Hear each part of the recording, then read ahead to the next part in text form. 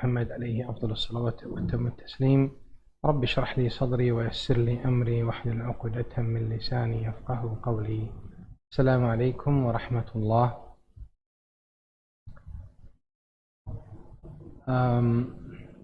So as we all know, Ramadan is around the corner. Inshallah, starting next week, Sunday. Yes, that would be the first day of Ramadan. And some of the points that I would like to talk about today is how is our nature of being a human being, how does it, or how can it interfere with Ramadan, or how we can make it as a positive inducing force that we can use it to help us through the challenges, if any, during Ramadan. So the title of today's talk is the impact of mental health on Ramadan, or on us during Ramadan. And my name is Ammar AbuZahra.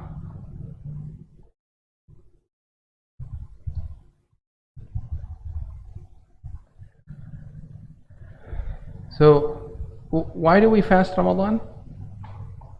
What's the purpose? Allah subhanahu wa ta'ala says that Allah made Ramadan as mandatory on us, just as it was mandatory on the people of the book, the people before us. For what purpose? لَعَلَّكُمْ تَتَّقُونَ. So we can achieve, or we can gain taqwa. So the opportunity during Ramadan is really to achieve taqwa. Many times, some people, what happens is that they face difficulties, and towards the end of Ramadan, they just can't wait until it's over. Or they feel disappointed that they didn't do more. Or they feel guilty for missing out some certain things that they were planning to do. So in today's lecture, we're going to be talking about all of that, inshallah. And we will try to talk about some of the mental health or mental related symptoms or states that we have that can definitely interfere with our goals in Ramadan, or our goals for Ramadan. So we just want to make sure that we keep the purpose and the wisdom of having Ramadan, to fast during Ramadan, is that to achieve and gain taqwa, the state of taqwa. What is taqwa? Let's define the goal. What is taqwa? How do you understand taqwa? What does it mean to you? God consciousness. Okay. What else can it mean? Or is there anybody understands it in a different way? Complete submission to Allah, to the Deen. Very good. What else? Other interpretations or other meanings that how we interpret taqwa for us. Any more thoughts? What I heard is valid, is definitely valid. And I would like to add a little more, is that what do we need to do in order for us to achieve that? So in Arabic, taqwa is more like a protection. So if we were to, for example, we no longer do bad deeds. For example, that I smoke cigarettes, right? And many scholars, a majority of the scholars, they say smoking is haram. And now the law says it's haram. So it's against the law, it's against the deen. And let's say that I used to smoke and I stopped smoking. So then therefore I stopped smoking. What measures that I would need to take to improve the level of taqwa so I don't fall into smoking again? So the taqwa, the word taqwa means protection, means an added layer to help us be even further from smoking. So instead of just not smoking, we don't be in places or be with friends that smoke. So that's even a layer of protection. For example, certain things or certain food or certain drinks, some people crave a cigarette, like after a nice meal. You see many people after a nice meal, now they walk away 3 meters away from the restaurant and they have a cigarette. So anything that triggers that need or that feeling of cigarette, that habit that triggers the bad habit. So there's always a good habit, or not always, but most of the time there's a good habit that triggers a bad habit. So by us minimizing the good habits, we are really protecting ourselves from falling into the bad habit, and that is taqwa. So Ramadan and fasting actually is the opportunity so we can achieve that level of taqwa. Make sense? So taqwa in a way is a protection. From what? Or from who? It's from the punishment of Allah, and it is from Allah's wrath or Allah's punishment. So therefore it is a protection from displeasing Allah. Okay? So it's not just about protection from falling into sin, but actually protection from displeasing Allah. And if we have that protection, therefore automatically we are closer to the other side. So if we are protected from the bad side, we're automatically closer to the good side. So the gap between the good and the bad is increasing. And that's what taqwa is all about. So sometimes in the worship, even sometimes in the salah, things get in the way. Our mental state gets in the way. So what are some of the examples or some of the types that can impact our journey during Ramadan to achieve that taqwa? What mental states that you can think of? I'll say one and you say one. Makes sense? Deal? Okay. I have stress. Stress can be an obstacle and can be a distraction for us during Ramadan. And there are many types of stress. Sometimes we get stressed by rushing into Taraweeh. We want to do Taraweeh, we're stressed to get there. Get ready, be on time. Sometimes people fall into that state of stress just to make something good. So stress can be caused by bad things and sometimes can be caused by good things. Stress can be coming from work, can be coming from family, can be coming from traffic, can be coming from financial state, can come from time management, can come from many different things. And that stress can distract us from the focus of achieving that goal in Ramadan. What other mental health state that can prevent us or can distract us during this holy month?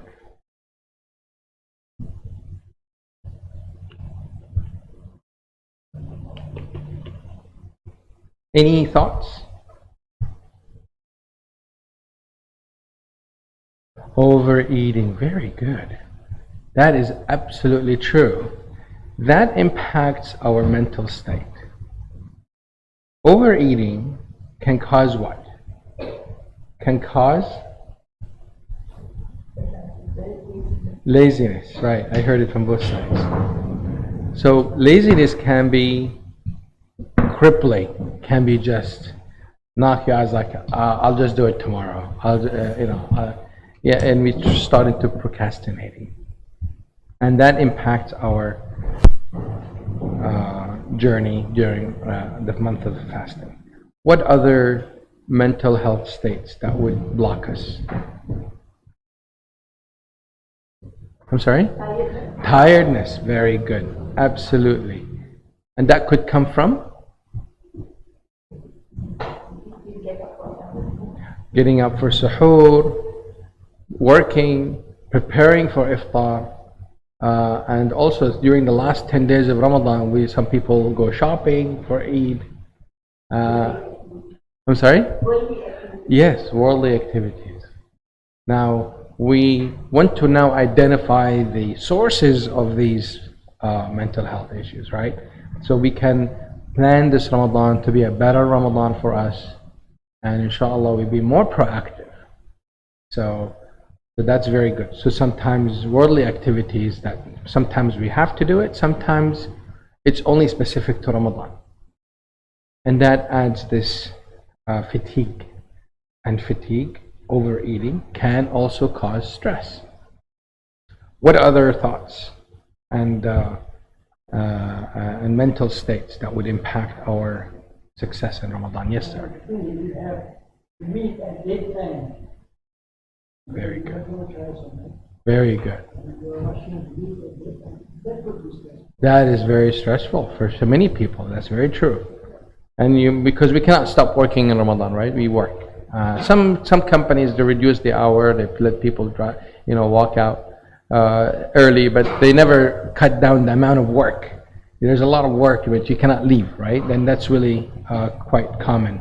That's very true. Having deadlines increases or establishes the state of stress in our day. And how does stress, or how does these mental health states that we just talked about, how does that impact our performance in the month of Ramadan?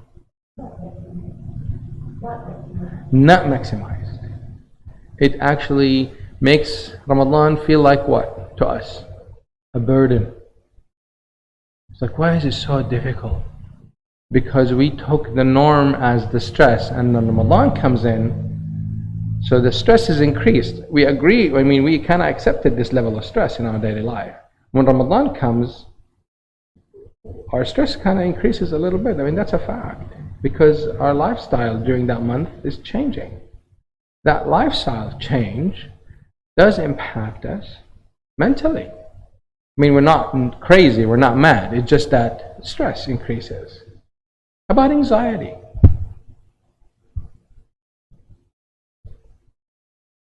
Do we feel anxiety? Do we have anxiety during the month of Ramadan? Could anything happen that causes anxiety for us?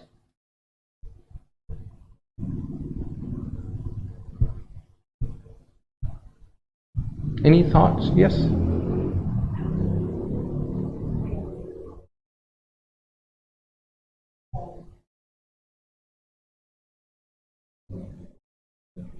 What you're supposed to do in Ramadan? Yeah, that's very good. When the children are not compliant or not following the Ramadan rituals, the expectations of the family, the cultural norm, or even the Islamic expectations. Is that what I'm hearing from you? Yeah. So like an example would be like they're not fasting, or they're not going to Taraweeh, or they're...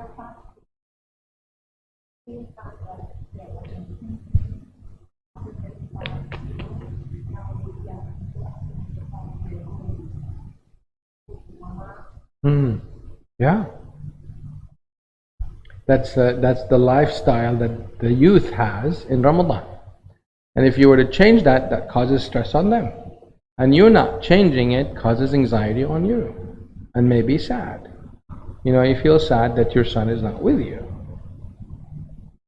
Whether it is, after iftar, when you're preparing for Isha and Taraweeh, they're not with you, you feel sad. And if this sadness continues through the Ramadan, by end of Ramadan, you're going to feel depressed. It's just a natural thing. It's just going to happen. Unless we do something about it. So that sadness is going to impact our focus on ourselves. It's going to impact our focus on the ritual, which is the month of Ramadan, fasting the month of Ramadan. How about anxiety of not able to make iftar for the family on time? Like you have a deadline you need to meet, you're stressed, and the anxiety comes in. It's like, I might not be able to make it on time for iftar even, so anxiety increases. Anxiety also can increase stress, or stress can increase anxiety, so it's a bi-directional connection. How about critical thoughts? Do we have a thought that comes to our mind during the month of Ramadan or even before the month of Ramadan, that says you should, you could have, and that blames us. Why didn't you do it? How come you didn't do it? You said you're going to do it before Ramadan. Look at you. You're not doing it. You said you promised yourself you're going to do these good things during the month of Ramadan. And look at you. You're busy with dunya stuff. This critical thought is very, very powerful. Very critical. They're not nice. These thoughts are not nice. They're not nice to us. They call us. They give us names. They label us. And they are inside us. These voices are inside us. We're not crazy. That's not a sign of we are mad or schizophrenic. Of course not. These are just normal thoughts. The self, النفس اللوامة, right? That's what Allah subhanahu wa ta'ala says, that there are three types of nafs. The nafs اللوامة is the nafs that blames itself. But there has to be a healthy level of this critical thought. It needs to be healthy, not derogatory, not name calling. It needs to be balanced. It needs to be done respectfully to us. But sometimes it's not. We say labels, oh, you're a hypocrite. You said you promised this, but you're not doing it. This thought is quite strong. These kind of thoughts also impact our focus to attain the goal of the month of fasting. About disengaged. You're in some place, but you wish you were in another place. You're disengaged from family gathering because of other commitments. This disengagement makes you feel guilty? No? No, I think if you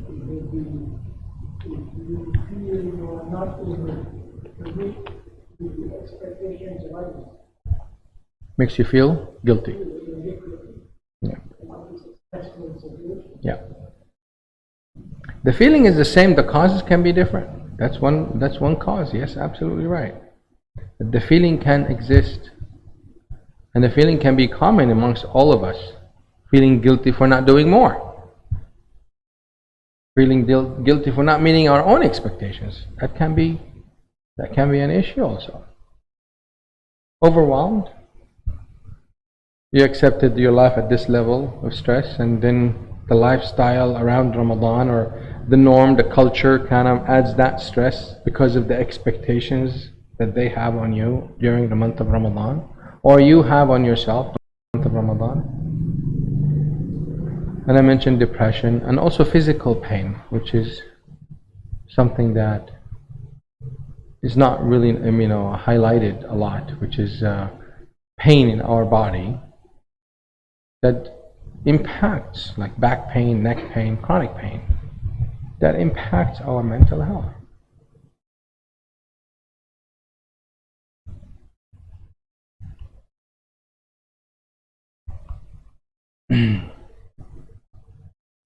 So those were types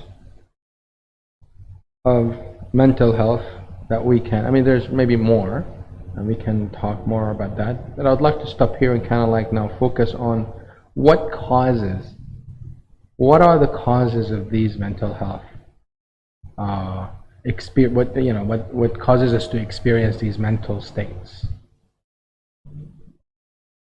So we mentioned some, right? Some of them can be from the past thoughts. Oh, last Ramadan I did this Ramadan, I'm not going to do that. And we end up doing what? Exactly the same as last Ramadan. And that expectation of change can get us disappointment, can get us into lower self-esteem or lower confidence in our ability to improve. So thinking about the past and what I shoulda, coulda, woulda stuff can be quite hindering to what we are trying to do. Also about the future, I wanna finish reading the Quran in this month, and we put these goals. I wanna pray all the Taraweeh in the masjid. I wanna pray. I wanna make Qiyam every night during the last 10 days, thinking about the future for Ramadan. and also the current daily lives that we talked about, stressors, expectations, changes, all these things are the sources of these kind of mental states that we fall into.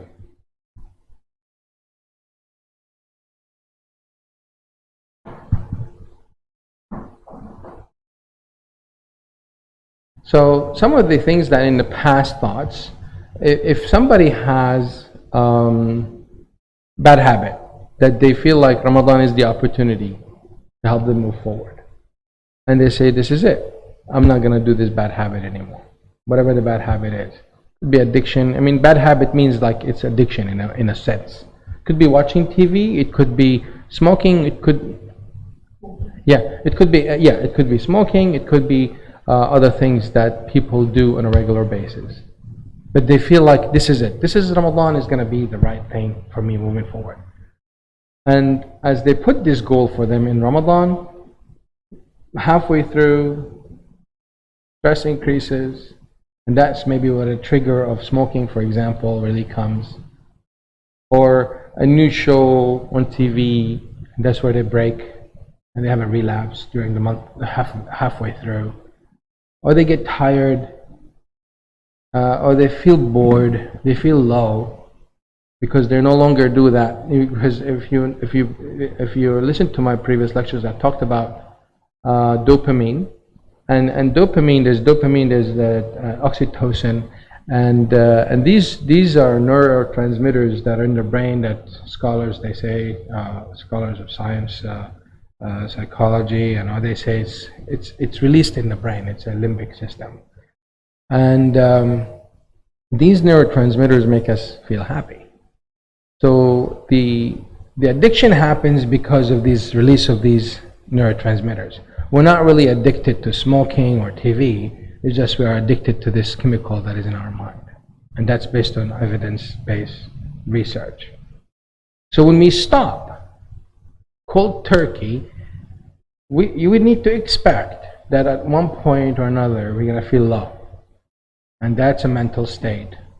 Could be leading to depression unless we're aware of it. So when we feel low, if you're trying to change something from the past moving forward during Ramadan, what do we need to do? First, we need to expect that we're going to be falling low, we're going to be unhappy. Because of that, dopamine is not being released, or maybe an oxytocin that is not being released. These neurotransmitters are not making us happy. It's not the smoking, it's not the TV, it's the chemical. So therefore we need to be mindful to replace that excitement, that bad habit, with a good habit. We need to adapt to a new habit. So we cannot use Ramadan in a sense that is going to help us stop. We need to use the month of Ramadan to replace a bad habit with a good habit. From the beginning, or even before Ramadan. It's really important to do that, because that's going to connect these neurotransmitters with the new behavior. It's going to release these neurotransmitters with this new behavior. So instead of smoking, we can read. We can type, for example, a journal. What happened to me today? Reflect about what my day, how it was, and how it's going to be, and all that. We can type. We can write. So we can develop new habits, new healthy habits. Expecting Ramadan to do miracles for us, it doesn't happen. We need to contribute. It has to come from us. It's a life change. It's a lifestyle change. So Ramadan is going to help us to have that new lifestyle for us, and therefore we maximize on that in order to make it dictate that lifestyle on us from a cultural perspective. We need to be smart on how we can induce certain activities or certain behaviors that we want to adapt during Ramadan. So therefore, sometimes in the future, thinking about the future, if you put a goal to achieve by end of Ramadan, you want to read the 30 chapters, that can take the fun out of it. that gonna be probably is gonna cause more burden than joy. Because every day is like, oh, I only finished half a page and I got distracted by this, by that, but I have a homework, I have a due date, I have a deadline. And the next day you don't read the whole page. So the day after you're gonna read 2.5 pages. And that's a burden. You couldn't finish a page, now you're gonna do 2.5. And if you don't do that, the next day you're gonna do what? 3.5. So it becomes very stressful, yes. But that you can argue that's a good stress, but it's not gonna help. It's not gonna help. Therefore, we need to focus on adapting a new habit by focusing on today, regardless of what we're gonna achieve at the end of the day, at the end of the month. Because the achievement that we want to achieve by the end of the month is what? Taqwa. We want to increase this gap, and that's what taqwa is about. If it's 0 now, we don't want to make it 1. Let's make it 0.1. It doesn't have to be 10. Let's say the ultimate taqwa is 100. So this is the first time we're doing this. We don't have to make it 10. We can start by putting a goal 0.1. Oh, we're able to achieve this gap 0.1. We can increase more during the month, during halfway, and we can assess. But we don't need to put it at the end of the month. We can do it day by day. Today I'm going to do this so I can increase my chances of having this protection from me and the bad habits. Or it can protect me from not doing the good habits. Right? So it can be a protection for negative, a protection from negative, or it can be a protection for positive. So what can I do today so I can stop, not do the good things? Okay? So thinking about the future can be a burden, can be a cause of these mental illnesses or mental states that we can be, distracted from. So we talked about the past, talked about the future, now the current. We want to focus on day by day. And also, when we wake up in the morning, we don't want to say, tonight I'm going to go for Taraweeh. Tonight I'm going to finish a page. That's also future. We just want to be in the moment. Maximize it in the moment. What can you do that moment? Do it. Putting expectations for future, thinking about why you didn't do it in the past, can be what we call down spiral, which is very negative. But you woke up early before Fajr, then make suhoor. Have suhoor. Before you go to sleep, it's like intend to wake up for suhoor. Right? Wake up for suhoor. And if you did wake up for suhoor, make suhoor. You want to make 2 rak'ah, you want to make tahajjud, make tahajjud. If you have time. If you don't, لا يكلف الله نفسا إلا وسعها. So we talked about the critical voice or the critical thought. Then we want to teach the critical thought to tell us لا يكلف الله نفسا إلا وسعها. What does that mean? Allah will not put a burden or an obligation on anyone except that it can handle. No, Allah will not put an overburden on us. We put overburden on us. We overburden ourselves. But Allah subhanahu wa ta'ala doesn't. Is it a must to make suhoor? Is it a must? If I make it a must on me, yes, it's a must on me. But is it Islamically a must? Yes. Is it a must? Is it encouraged must?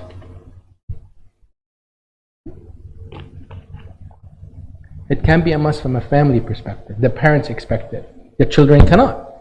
So that's where the parents and children need to sit and talk. Folks, children, this is a family value. We see this suhoor, even though it's encouraged, we see it as important for us. It's a value of the family. What do you think? What can we do so we can all do suhoor together? So it's a family thing instead of a mandate. You know what I'm saying? So this can be it's an engaged decision. The whole family is engaged. Because it's not a must. What if it's a must? What if it's salah? What if it's what do we do? We pull the children out of their bed We make the children go to sleep. When was the last time you saw parents made the child go to sleep? I mean, in their baby, they rock them to sleep. They just get dizzy and end up sleeping. But that's a different story. But if your child is an adult or an adolescent age, do you make them go to sleep? You can't. I've never seen that happen. Never heard of it. They can go to their bed. They can lie down. But if they're not sleepy, they're not going to sleep. Many people. I'm sorry. No, and I suppose in the modern day, children, whatever attached to their current devices, Yeah. you can send them to bed, but there's no way you can make sure they're sleeping. Yeah, absolutely, absolutely. And if they really do these devices, if they continue looking at it, they will not fall asleep until maybe dhuhr next day, because of the light is gonna make them alert, the light of the phone. So if you have children that are using the phone a lot, there's an app, it's a blue screen app. It reduces that bright light that alerts the brain. So it really helps. And install it in your computers and everything. But don't fall asleep at work. And to say, Brother Ammar said that, it helps you sleep. So that's not what I'm trying to say. But if you're tired, you're tired. So if we don't make them sleep and they stay up, what are the chances of them waking up for the must, the salah? Very slim, let alone to wake up for suhoor. So if it's a value, and that's why it's a must for the family, they need to be discussing it amongst the family. The family needs to agree to it, commitment, and not only that, support. Because at one point, somebody will be tired to wake up for suhoor. So what do? We punish? No, we support. It's like, how do you want me to help you? How can I help you? Like, wake me up. What if he didn't wake up? What do you want me to do? Drag me out. Just say this, say that. Pour water on my face. But if they're really committed, they will give you ideas. But if they don't give you ideas, then they need space. And that's what we need to respect, that space, because it's not a must. We encourage them because we want to develop the love of that act in their hearts, not their behaviors. It's more important to establish the love of the act, of the worship in their hearts, and not just the limbs. Limbs come after. The heart comes first. But most of the time I see parents or youth or adults, they focus on the out, and it becomes a burden on the heart, because the heart is not sold on it. So it's kind of imposed on the heart. So that's really important to be mindful about the current, the expectations. If it's Taraweeh, what's the rule of Taraweeh? Is it must? No. Do you see children that are standing up happily in the masjid? Maybe in the first rak'ah, 2 rak'ah. After that they wander around. Or they sit in the back of the masjid in front of their phones and just play. So it's really important to make this Ramadan different by focusing on the heart, not the actions. It's not about, for even for the children, when we want to help the children, we want them to love these acts, these behaviors. They call it encouraged, and they call it what? Liked. Mustahab. Mustahab comes from hub, from loving. Mustahab is an Arabic word, comes from the love. It's loved, it's liked. So therefore, if it's liked, it shouldn't be enforced. It should be liked. But sometimes we take what is liked and make it enforced. And that makes it disliked. For many people, many children, especially the youth, they're like, you like to you, maybe it's not like to me. I now hate it. I don't want to do it anymore. So therefore we need to be mindful about the current daily activities in Ramadan.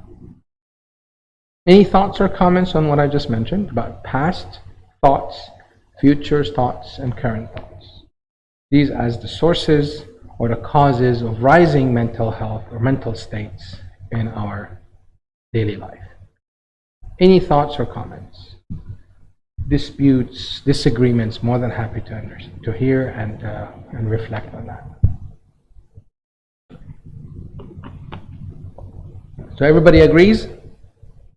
100%? Okay, let's continue inshallah.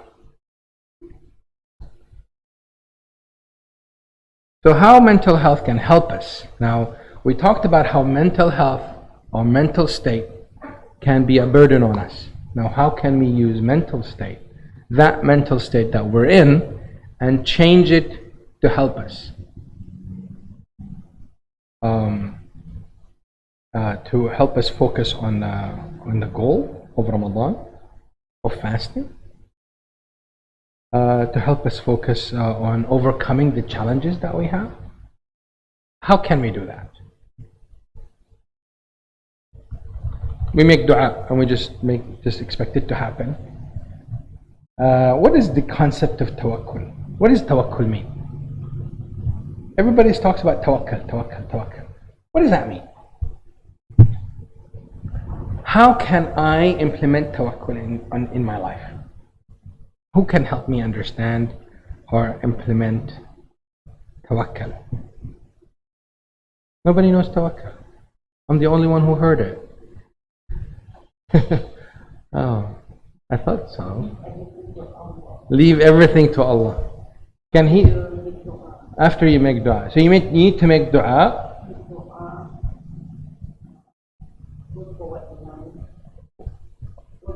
Work for what you want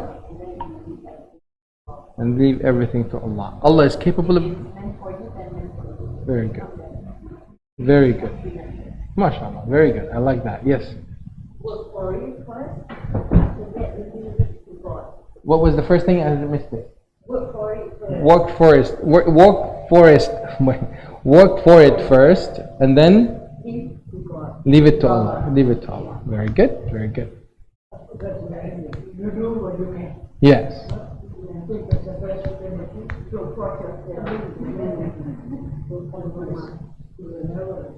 Very good. Very good. That was a question of taking a practical approach. You realize what you can do. And if you achieve that, then really Allah has that plan for you. Yes. Yes. Very good. Very good. The problem, of course, that there are others like you do better. That's a very good point. What do you say to that? That's a very good point. MashaAllah. MashaAllah. MashaAllah.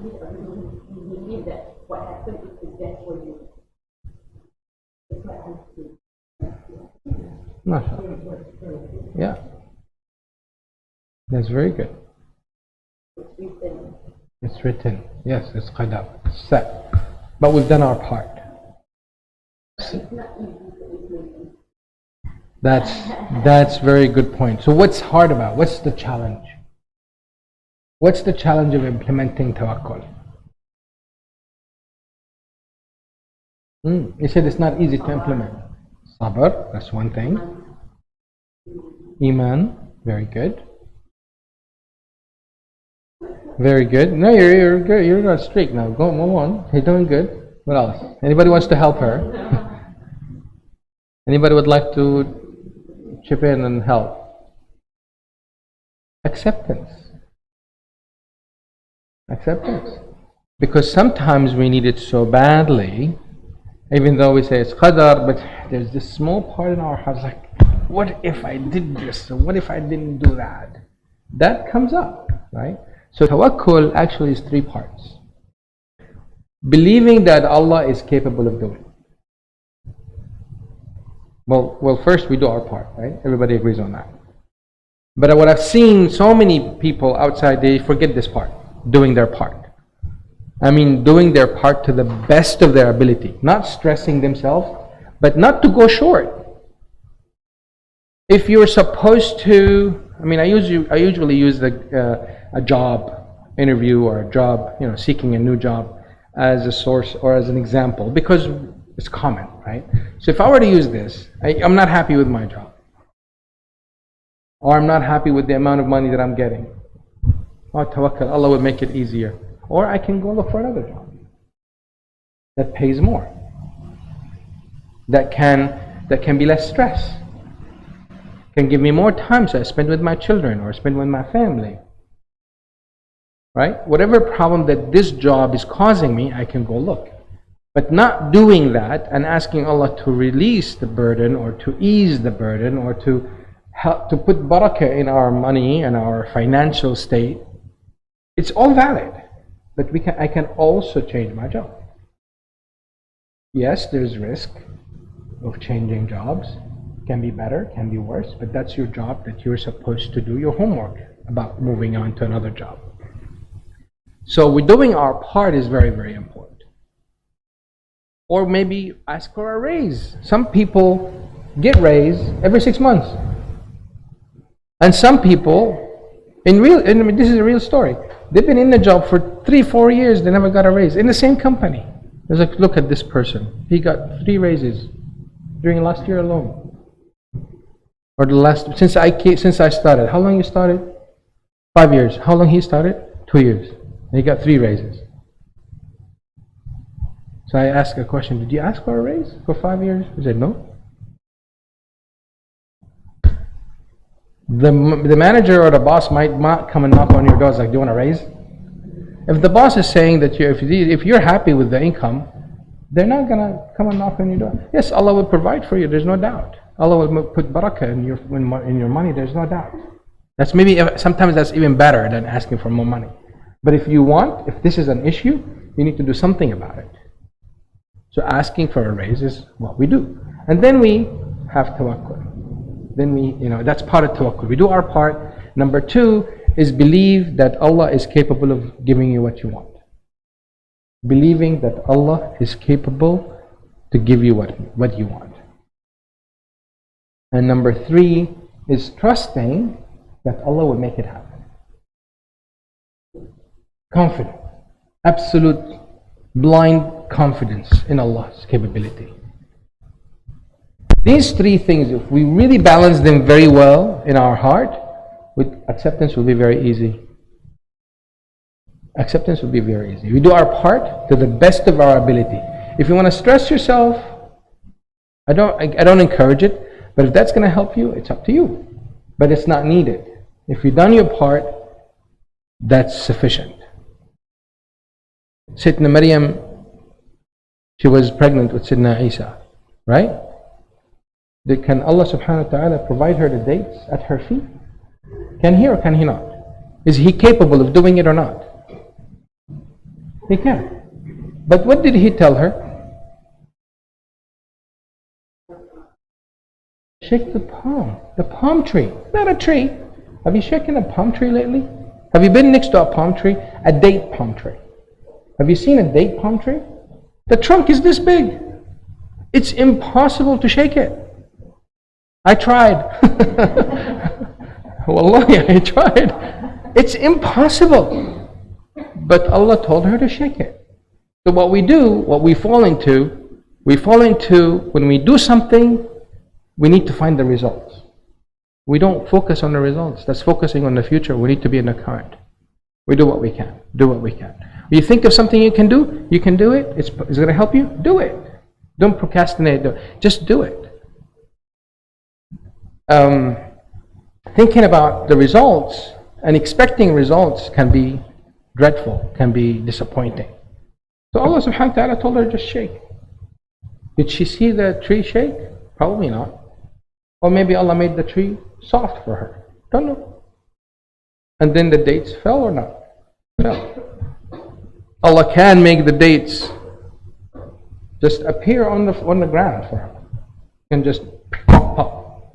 If Allah can make Sayyidina Isa be born without a father, can He make dates out of nothing? He can. But Allah commanded her to do her part. That's what we're supposed to do. Do your part. And the result is in the hands of Allah. That's very important. So that's the same thing we fall into and we miss during Ramadan. We focus on our achievements. what we have seen as a result. Oh, I put this goal, but I didn't meet it. I needed to, read three lines of the Quran every day. I couldn't do that. That's so disappointing. What kind of a Muslim am I? And I'm a bad Muslim. I cannot even commit myself to that. And we start self-blaming and all that stuff. Now, self-blaming, if, as I mentioned earlier, if it's fair, it can be good. But if it's derogatory, if we start calling ourselves bad names, that's where you draw the line. You need to talk back to that thought. It's like, no, I am a good Muslim, I just couldn't do it. Allah rewards by intention. You need to talk back to these thoughts because these thoughts are real. They come from somewhere. So talking back, not just talking back positively to the thoughts is very important. Don't ignore it. Don't even listen to it if it's negative. Okay, if you're watching your favorite movie, or I don't recommend watching movies or anything, but let's say watching a movie or watching a favorite TV show or watching the news on TV, and someone is sitting next to you criticizing everything you watch. It's like, oh, that's not true. That's nonsense. Oh, these guys are making things up. You start having doubts about what you're hearing. And you start talking like the other person. It's like, you know what? Yeah, you're right. That is nonsense. That's totally yours. All this, keep repeating all these stories every day.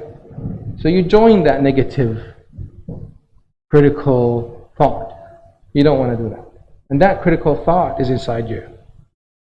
And you're not schizophrenic if you have these thoughts. Don't think you're crazy. We all have it. So these critical thoughts, we need to talk positively to them. By encouraging, by really in therapy, in counseling, there are steps, but I'm not gonna do treatment here, but I'm just giving you hints. It's important to talk back positively to these thoughts. So how do we do these? How do we manage these mental states, the negative mental states, or even positive, even if it's too happy? Sometimes we're so happy that we overeat, and then we end up not doing anything, or having a lot of desserts because we'll get low in sugar and stuff like that. So how do we manage these mental states so we can use them to help us overcome the challenges that we go through every day? Number one, self-care. Last week I gave a talk about self-care, and 2 or 3 weeks ago I gave a talk about self-care. It should be on YouTube. Self-care is very important. How do we do self-care? Yeah, self-care. Taking care of yourself. If you're stressed, you need to acknowledge that you're stressed. That's number one. You need to acknowledge the fact that you are stressed.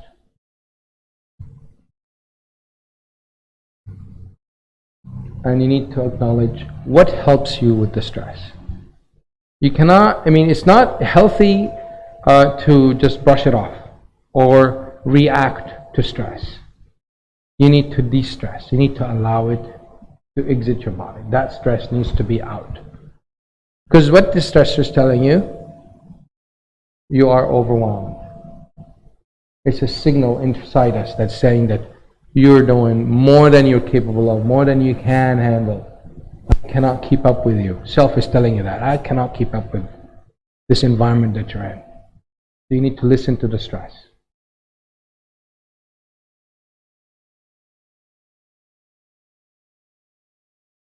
Sometimes also physical activities like walking.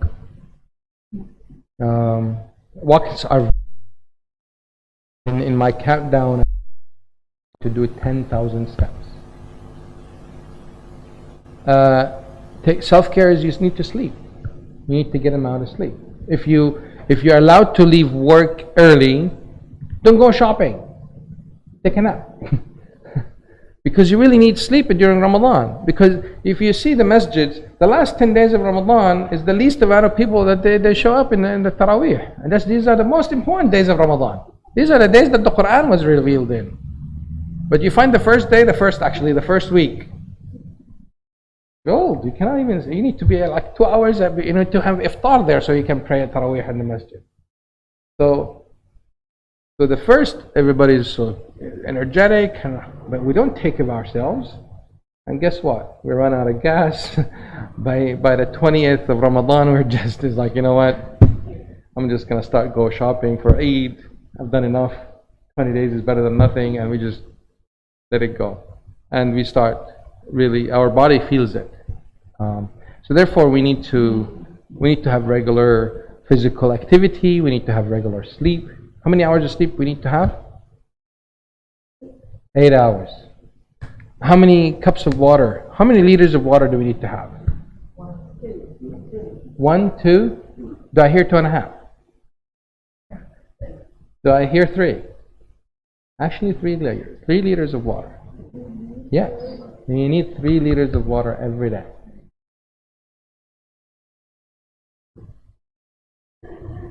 And that, having 3 liters of water every day is going to help you walk to the bathroom so you can reach the 10,000 steps in a day very, very easily. Because what does that water do is it really detox. So therefore, all the stuff that's in our body, believe it or not, is going to impact our mental health. Overeating is very true. It's going to cause us to trigger mental health, and unhealthy eating. Allah subhanahu wa ta'ala says, كُلُوا حَلَالًا طَيِّبًا. حَلَالًا طَيِّبًا. What is طَيِّبًا? Pure. Good. Healthy. Sausage is halal? Yes. Is it طَيِّبًا? I beg to differ. It has a lot of chemicals that can ruin your mental state. Because why? Because remember what we said about the dopamine and all the neurotransmitters? These are chemicals. Some scholars, they say it's come from the stomach. Some scholars, they say it's developed in the brain. Debates. Regardless, it's coming from the body. And where do these chemicals come from? From the food that we put in. So it can cause imbalance of the chemicals, so we can balance our mood. Balancing the mood comes from the chemicals in our body. Drinking water, 3 liters a day, you will detox anything that is in the body. That's a fact. And subhanAllah, when I say 10,000 steps, nobody argues, nobody has any problems with it. When I say 3 liters of water, it's like eyebrows rise. When I say 8 hours of sleep, it's like, oh, come on, brother, you're pushing it down. You're asking for too much. 8 hours of sleep is minimum. I'm sorry? The younger you are, the more sleep you need. So if you're in teenage, 20s, if you're a millennial, and just bottom line it, if you're a millennial, you need at least 9 hours of sleep. So if you sleep for 9 hours and parents tell you you're lazy, then tell them that's okay. My body needs it. I really need that sleep. Now, how can you sleep in Ramadan and stay in Taraweeh? You need to adjust. You have a lunch break. You can take a nap, a power nap. 5 minutes sleep, it can really re-energize you really well. It's a lifestyle change. It's not just about food, but maintaining our physical and mental health stable is very important, regardless of that change. So we take 1 hour during lunch. So what people do? It's like, oh, I'm gonna read Quran, and they go to home and they make the iftar. They cook for the family and they go for Taraweeh, and the next day the same thing. And 7 days later they're just tired. So your body needs to sleep. If you can bear that, that's fine, that's good. But be mindful. You know your body more than I do. Everybody knows their abilities more than others. But when you're tired, you're tired. Why we say this? Why do I say this? Is this from me or this is from the Sunnah? The Prophet ﷺ, 3 Sahaba came to him. He said, one said what? One said, I'm gonna fast for the rest of my life. I'm not gonna break fast. The other one said what? I'm gonna stay up making salah every night. I'm not gonna sleep. And the third one said what? I'm not gonna marry a woman. I'm just gonna focus on ibadah. And the Prophet said, I sleep and I pray. I fast and I break fast. And I marry women. And anybody goes beyond that is not following my sunnah. So the Prophet ﷺ is saying, even, what he's trying to say is that extremism in ibadah is not acceptable. So we need to be fair. So,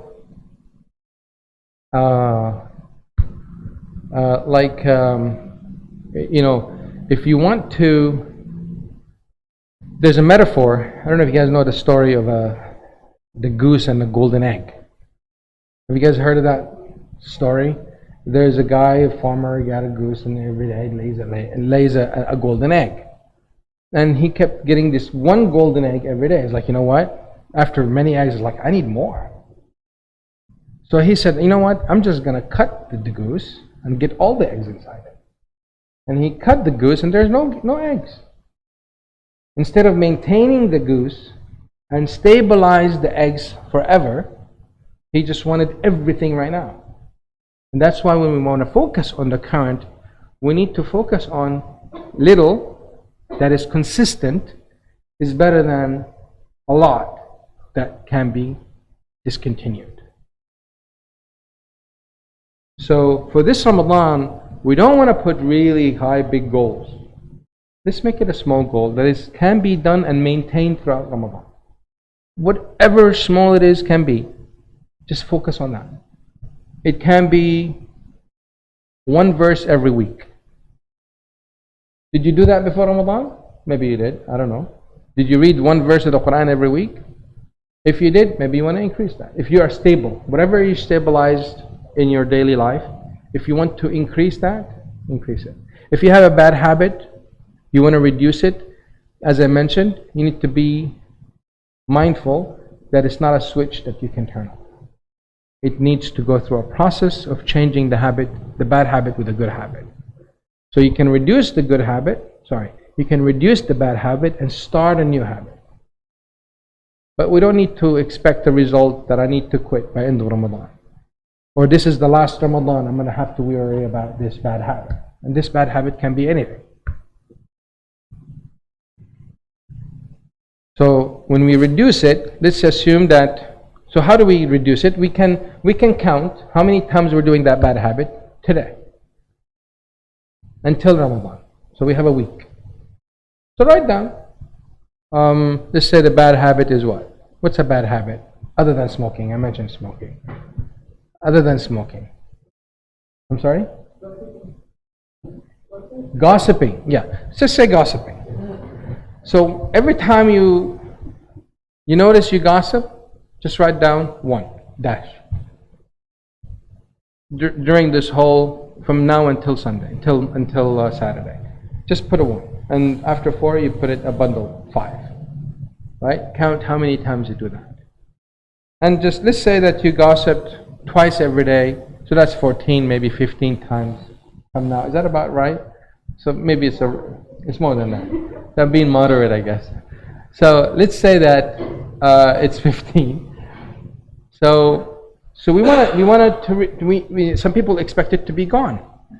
Well, guess what? Dopamine has been living on that gossip.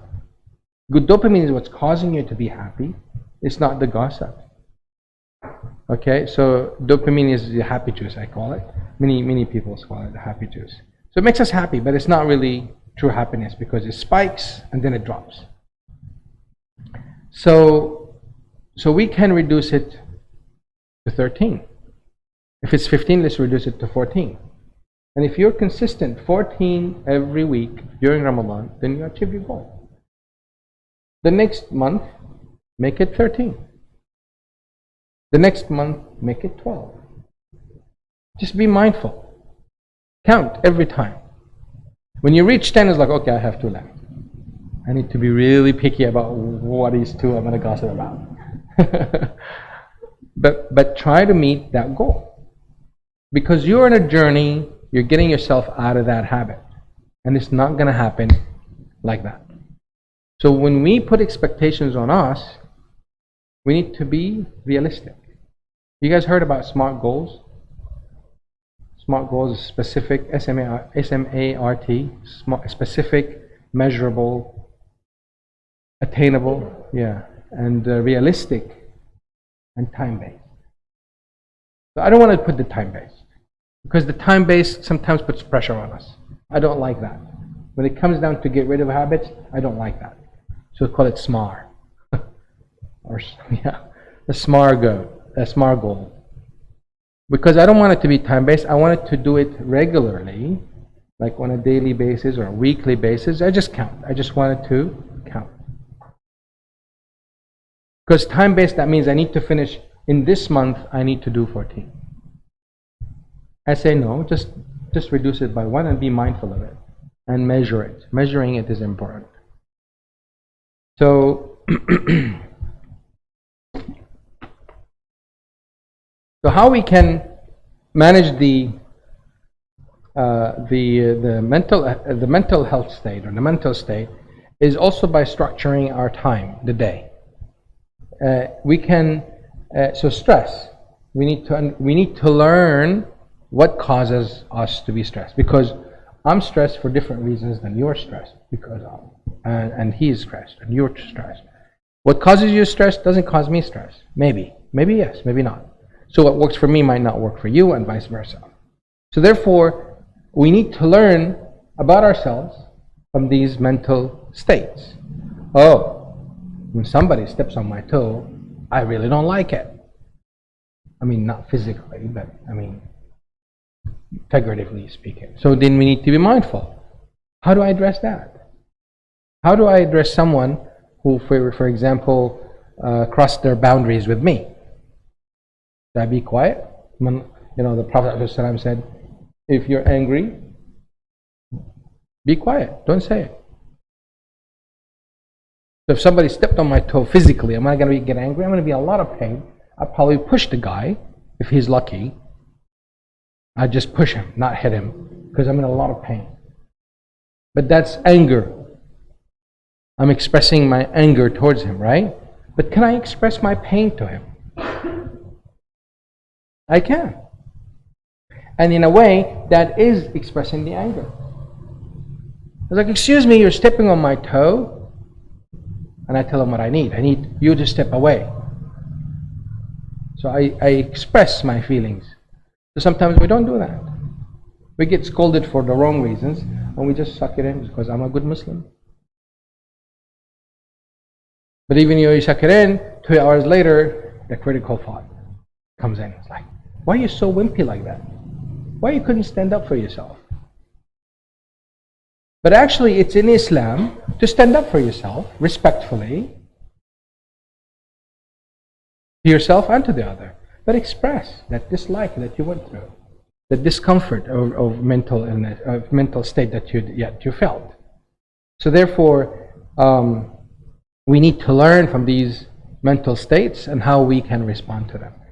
So one thing that can help us is to have a structure, a time structure. Some people might not like that. It doesn't work for everybody. Like you structure your day.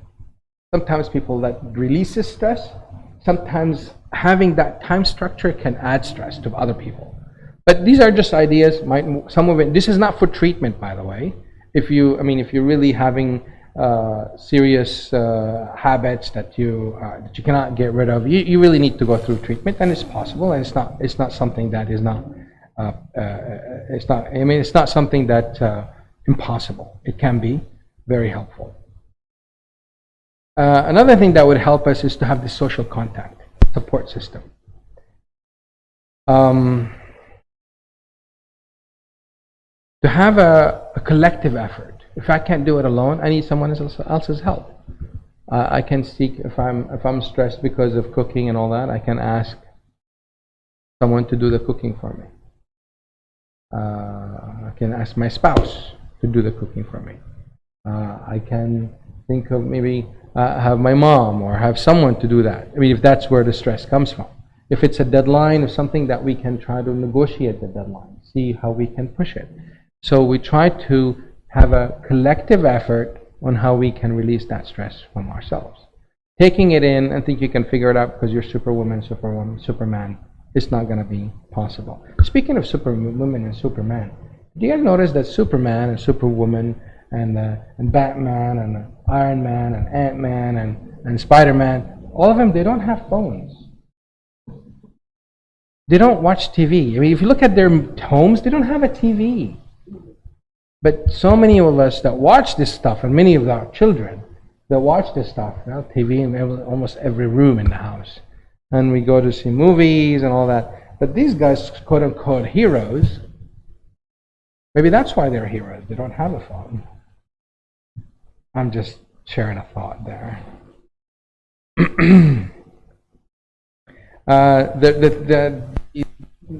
The problem with a lot of time wasted. It's a lot of time that can be utilized to reduce stress somewhere else.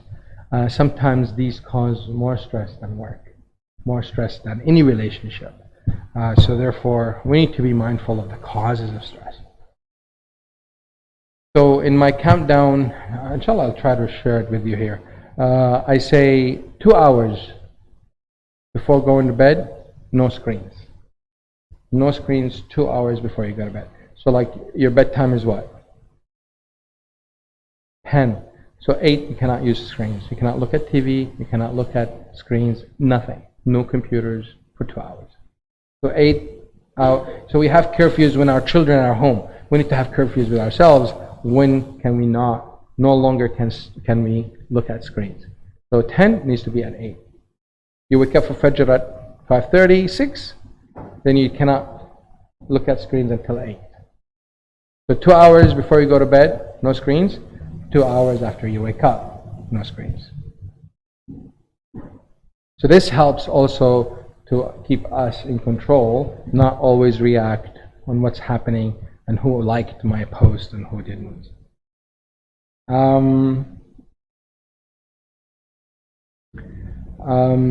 So what happens when we have these mental states, sometimes we forget who we are.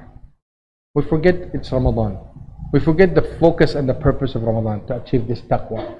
We talked about that in the beginning. We want to achieve taqwa. We want to have this taqwa, protection from Allah's punishment. We need to keep, we need to have something that always reminds us of that.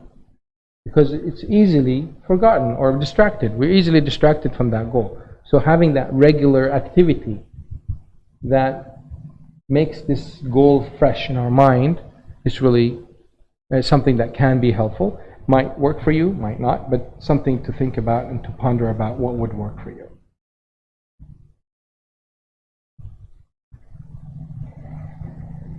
So how can we maximize to increase our benefit this Ramadan to make it different? As I mentioned earlier, have a reasonable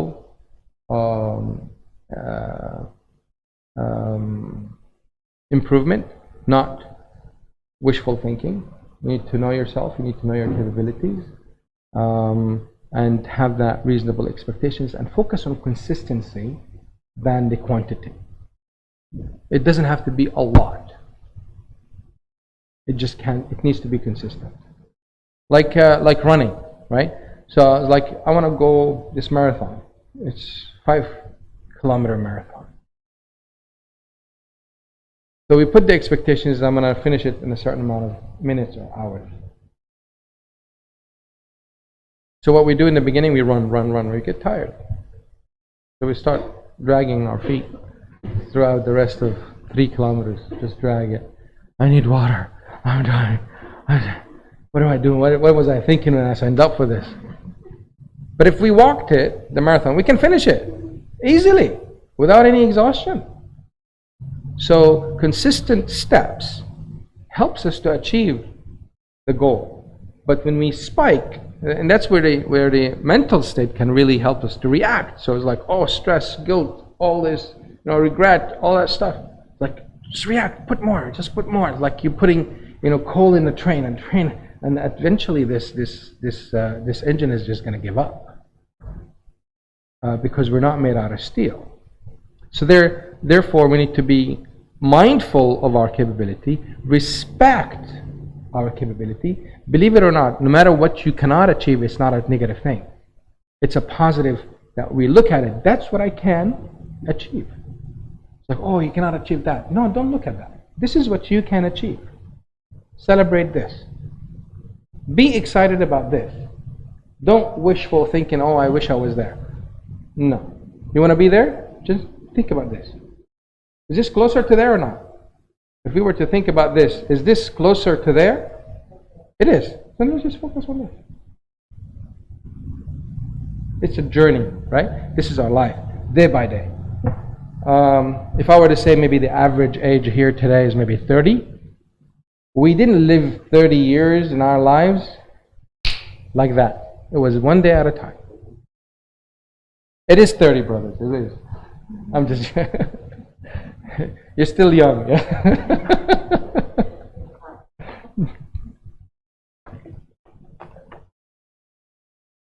And sometimes we don't celebrate what we have. So this is what we need to do to maximize on this Ramadan to make it different. Celebrate what you're doing. And take it easy on what you should, could, would do. Just focus on, Alhamdulillah, I finished this. I got this done. Instead of, oh, you should have done more. Oh, you could have done more. Oh, you missed it. Let's focus on what we can do and what we achieve. That's very important. You're not a bad Muslim if you lowered your expectations of yourself. Again, these are encouraged, liked activities. We need to continue like these activities. We don't want to dislike them. And every day I encourage everybody to have a gratitude list. A thing that you can write down the things that you're grateful for. And just make it in your dua with Allah subhanahu wa ta'ala. Every day when you wake up in the morning, after Fajr, after Qiyam, just say, Allahumma, thank you. I'm very grateful for what you've given me, this. And before you go to bed.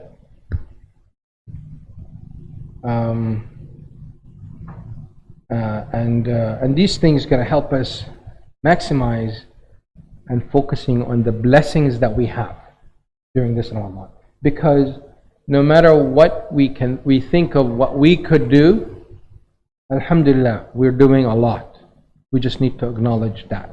Because shaitan can, even though shaitan is, shayateen is tied up, but shaitan already put the thought in our mind and just went away. And the thought is just keep coming. Oh, you're not doing enough, you're not doing enough, you're not doing enough. Bad Muslim. Oh, how dare you, how dare you.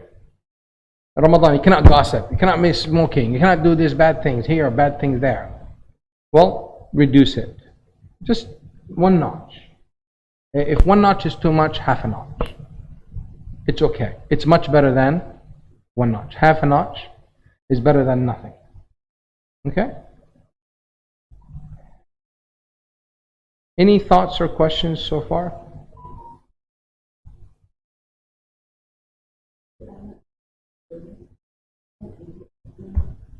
Very good question.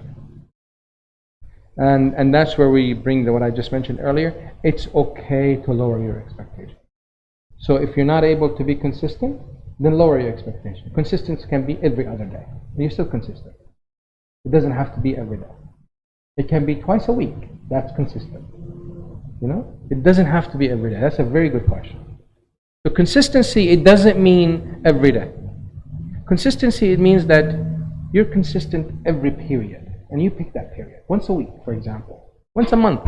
You say, this whole month, one day I don't want to do this, or I want to do that. Just do it every month. But for the month of Ramadan, you pick whatever you think you can. It can be small, as long as it is consistent. Like I want to make, like for example, we're not praying the Sunnah. It's Sunnah, it's not Fard, right? It's not a must, it's Sunnah. It's Sunnah, wajib. Sunnah, Sunnah mu'akkada, but it's not wajib. Everybody knows that, right? Good. So let's say that you're not praying the Sunnah. You're just praying the Fard for quite some time. You're stable on that. You're consistent on that. You want to develop this new habit to pray Sunnah. So what we do, we start praying Sunnah in all the Salah. The 5 daily prayers, we want to make Sunnah afterward. Why? Who says that you have to do that? If you're consistent to pray Sunnah after Dhuhr, every Monday, Wednesday, Friday, that's consistent. Stick to that. You stick to that for quite some time and it becomes a habit. Add another prayer or add another day. And be consistent. And that's how we develop new habits. You can say, one dhuhr out of the week, I want to pray sunnah. Just be consistent on that. And if you're consistent, increase another day or another salah for the sunnah. And by maybe the age of 50, you'll pray all the sunnahs. Is that a good deal or not? It's a good deal. If you died before you finish all the prayers, sunnah for all the prayers, you are already in an improvement journey. So Allah will reward you for your intentions, for your plans, because you have been consistent. Let's say that you want to establish reading Ayatul Kursi after every salah. That's what you want to establish. Do you have to do it every salah, every day to start with? It might be too much to handle. Pick one salah. Pick how frequent you want to do it and stick to that. If that didn't work, reduce it. It's okay to lower your expectations. Tell yourself, it is okay to lower your expectations. Okay? And the same thing if you're doing something haram. These are bad habits. If you're doing something haram, the same thing. The same concept. As long as you are in the improving journey, you are in good shape. Inshallah.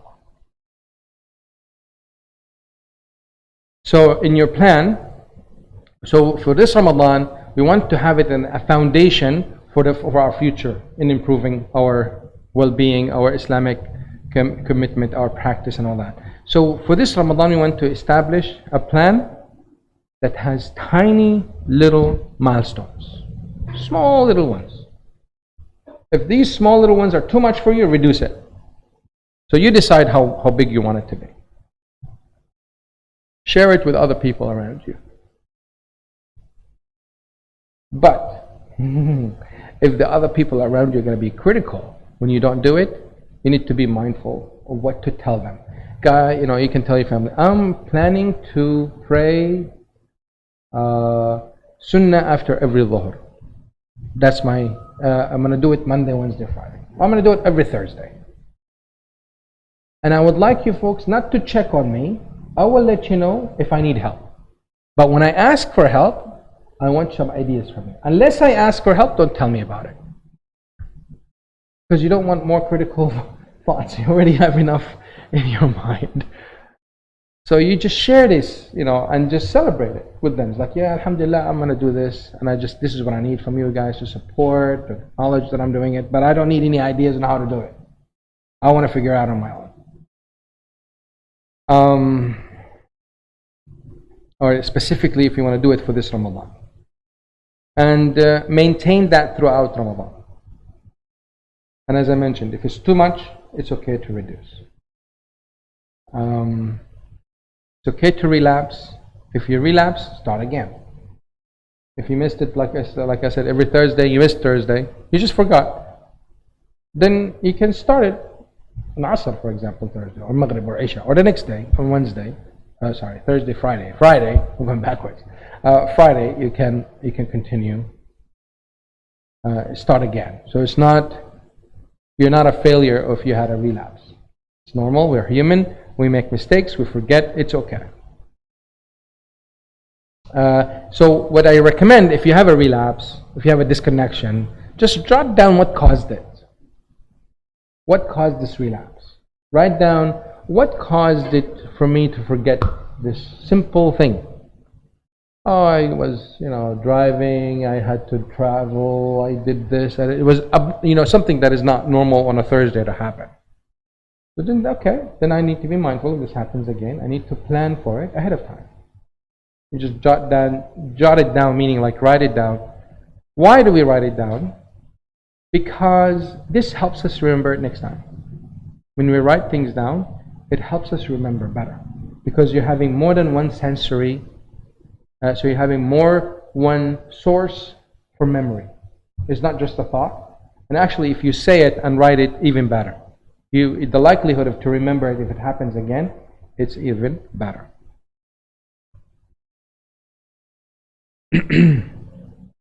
Any thoughts or comments so far? Any objections? We're good? Continue. Okay, and continue doing this until the end of Ramadan. Keep a diary.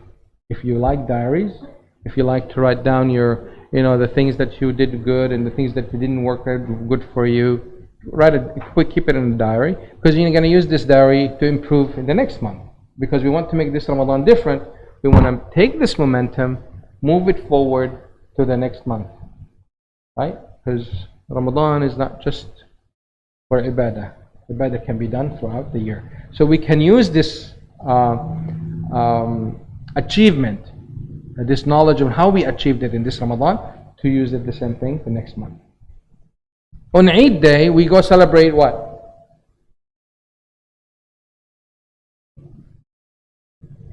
The Eid. But what does Eid celebrate?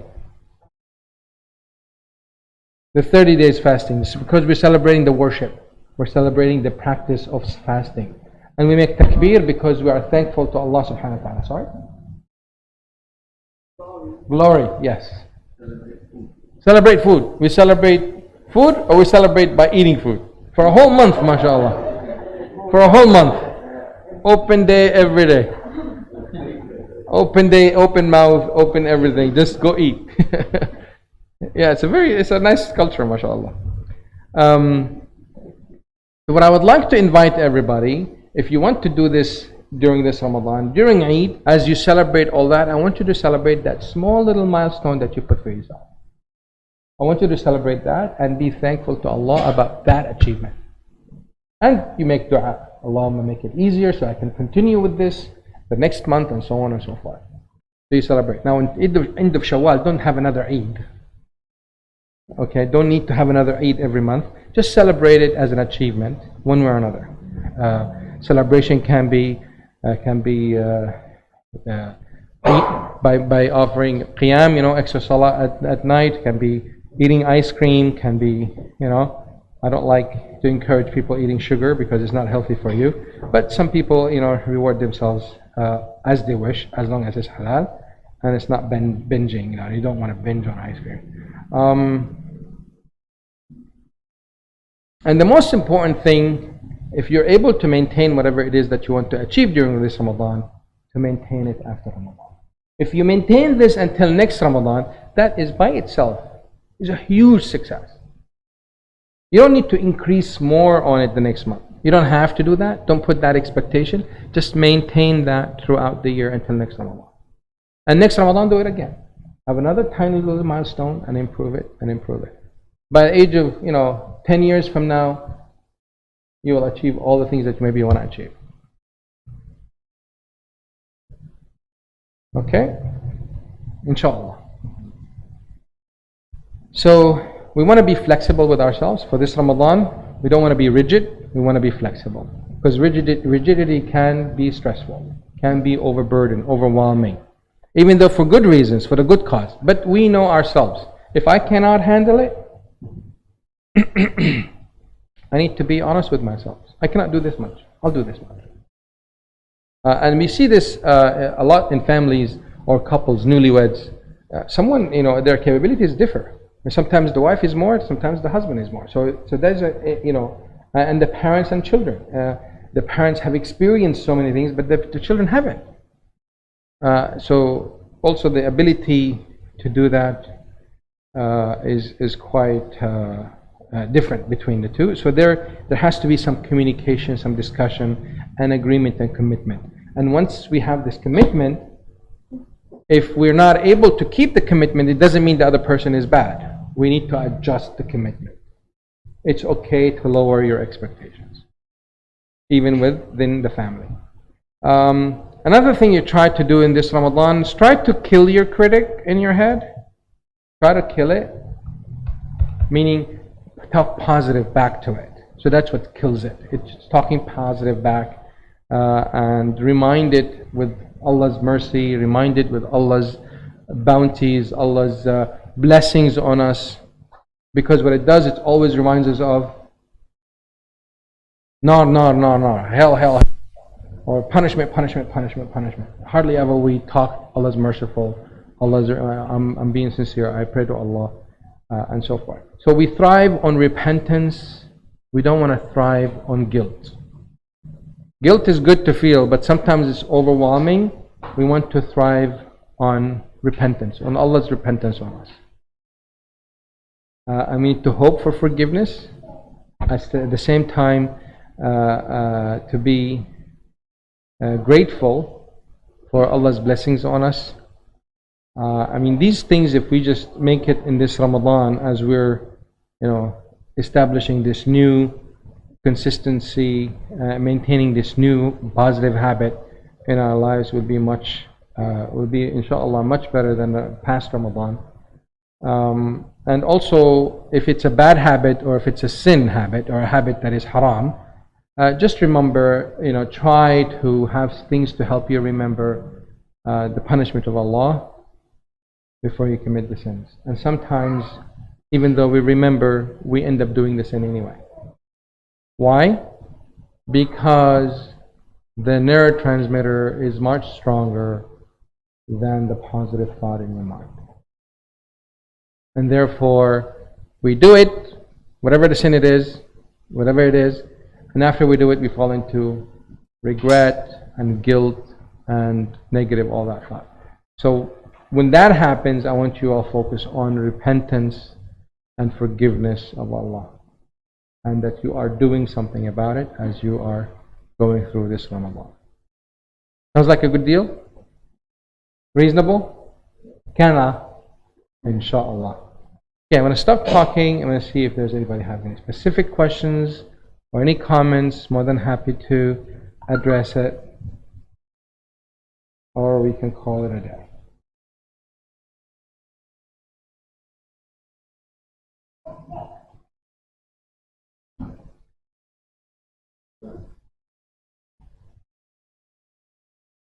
No thoughts, no questions. Is that clear? Or yes, please.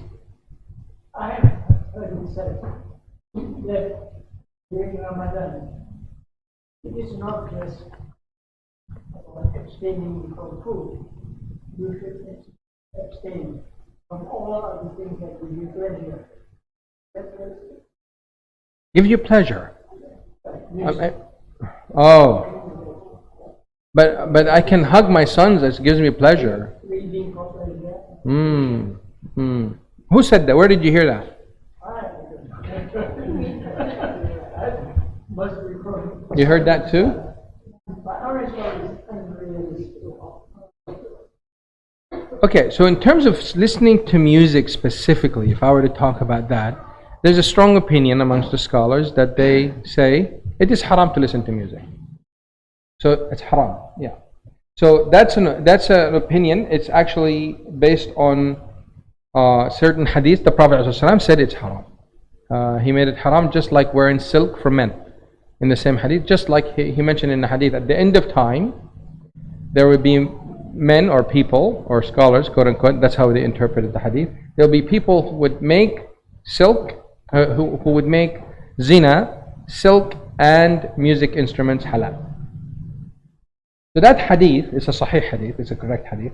That hadith, the scholars are saying, because of that hadith, then zina, wearing silk for men, and musical instruments are haram.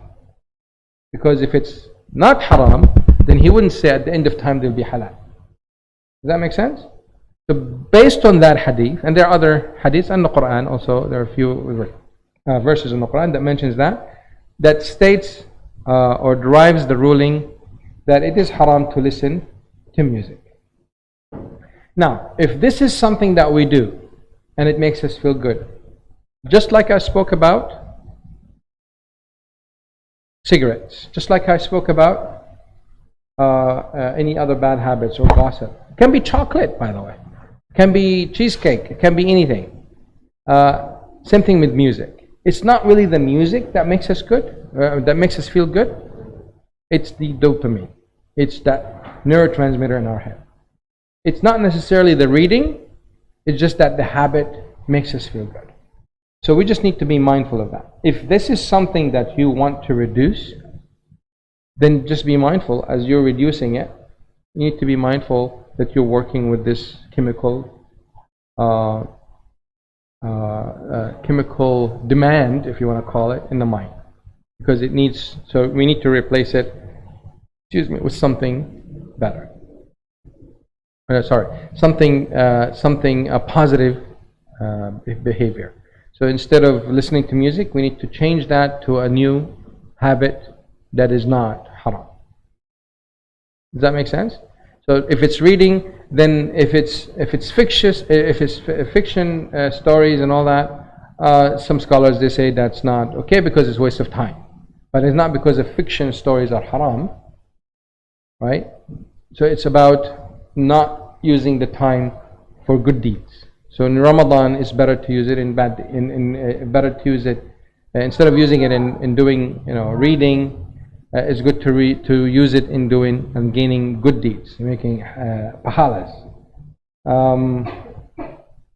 So if that's something that you do, then you need to be mindful that if you stop doing it, it's going to be stressful for you. It's going to cause you to feel unhappy. So if this is something that you want to get rid of, or you agree with the opinion that it's haram, or the ruling is haram, then maybe that's something you want to improve on. So instead of listening to music every day, you need to reduce that. And that's part of what we talked about, what I mentioned before. If you want to replace, if for example, not listening to music in Ramadan is making you stressed, or making you depressed, or making you unhappy, then be mindful that music is something maybe you're addicted to.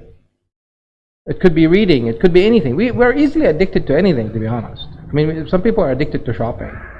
Some people are addicted to eating plastic. I mean, there's weird stuff that people are addicted to. Some people are addicted to surgeries. Can you believe that? So addiction in our body is really easily done, or we are easily addicted because of these habits. If we're not mindful of doing it, on and on and on, it becomes part of this chemical balance. When we stop it, there's no more chemical release of dopamine, and then we don't feel happy. But it's not the reading, it's not the music, it's not the cigarettes, it's not the drugs, it's not the pornography, it's not any of that stuff. It is that chemical that is not being released in our mind. So if you want to get rid of that habit, if you strongly believe that this habit is not right, then you follow the steps that I talked about. If you don't believe this opinion is accurate, you need to check with a Sheikh scholar, Sheikh Hussein. He can tell you more about the ruling of why reading fictions, stories, or listening to music is haram. He can give you more on that, or we can give a talk about that more specific. Does that answer your question? So yes, so we need to be mindful of the things that we did before. Why would answers be more selective?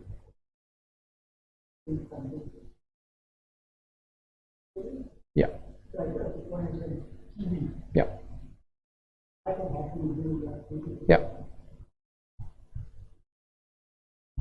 And some people cannot. Some people are addicted to speed. I mean, not speed the drugs, but I mean speed like driving fast. I had a friend of mine who used to drive.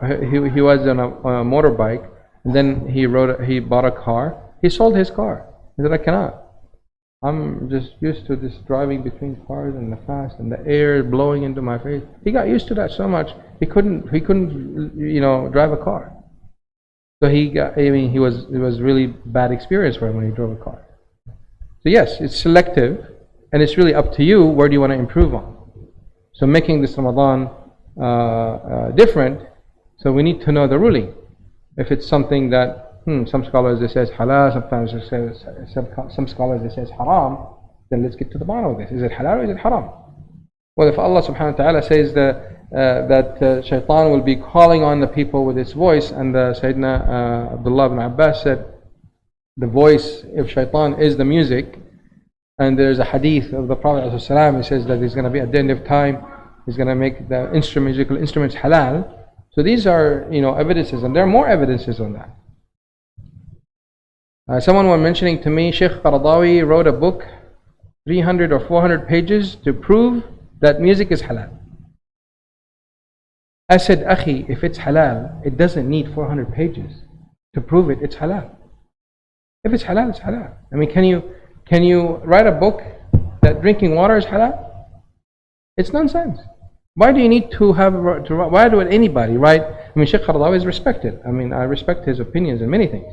But he says music is halal. I personally disagree with his opinion. And writing a book 400 pages to prove that it's halal, it's unheard of. If it's halal, it's easy to prove. Haram is sometimes a bit challenged to prove. But actually, when it's halal and when it's haram, is easy to prove. The ones that are in between is the difficult to prove. I'll correct myself. So the halal is clear and the haram is clear. You don't need to write a book writing about zina is haram. You don't need to write a book about that. Allah says zina is haram. Allah says stealing is haram. If I wrote a book about stealing is haram, what's the point? It's already established. So if I write a book eating mangosteen is halal, what's the point of that? We already know that. It's established. So the halal and haram is clear. And that's why many scholars, they say, it is clearly stated that music is haram in the Quran and in the Hadith. So for someone to write a book that it's halal, it's against natural common sense, I would say. So yes, there is opinion. So therefore, if there are differences of opinion, our job is really to investigate. We need to research which opinion is the valid one. There is opinion for the women sisters to cover their face, and some opinion says don't cover your face. Which one, if you're a woman, which one should you do? Which one is makes more sense? Which is a stronger opinion? If this is something that you want to consider for your life, then it's something that you want to look into. If you don't have hijab and you see all the sisters have hijab, then what's the ruling of hijab? For the sisters I'm talking about, not the brothers. You don't have to have hijab. The verses of hijab was revealed to the Jews and the Christians before, for the women to cover their heads. So this is nothing new, it's just a continuation. It's the law of Allah. So some sisters are saying that's a sunnah, it's something in the past, it was a cultural. No, it's not. Look at the opinions and see that's halal and haram. That's why the scholars, they say, Allah subhanahu wa ta'ala says in the Quran, halal is clear and haram is clear. And between them there's the disputes and there's the gray area. But Allah gives us an advisement. If there's a gray area, if you think something is in a gray area, if you go to the safer side and not do it, you are more protected that way. It's better for you. So you don't have to fall into the risk of being it haram. Any other questions or thoughts? Yes.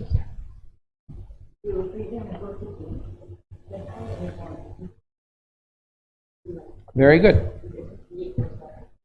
Very good. So I wouldn't recommend you not be around people. Replace these people. Because you want to be with people. Drag and drop. No.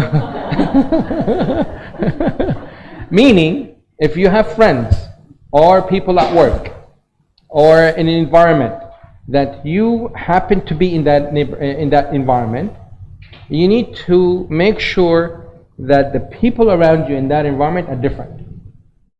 So don't isolate yourself from the environment. You'll be alone and you'll feel lonely and you'll be falling depression. I was like, oh, brother Ammar said this and I feel miserable. It's all his fault. No, I say, yes, acknowledge where the source of that gossip is coming. Because that's the same thing for any bad habit. The environment around triggers. So reducing that environment or reducing the occurrence of that environment is one step closer to cure or to stop doing that. So reducing it was something better. Does that make sense? So if you go out for lunch, for example, and these people always gossip. So try to go out with lunch with other people. That's what I meant replace. Does that make sense?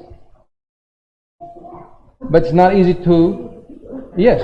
And that's why I say make the surrounding of the heat.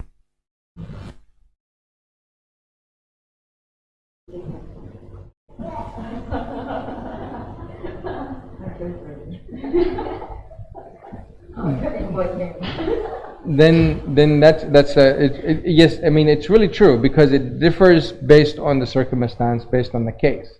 So if the case is like if the family members are doing that, then you as an influential person, I'm assuming you are their mother or their older sister. Are you the older sister? And the mother. Okay. So if you're the influential person, it's much easier for you because you can influence the situation. I would I would use a different word. I would say divert the focus. Instead of gossiping, they can divert it to something else. They talk about gossiping. It's like, guys, look,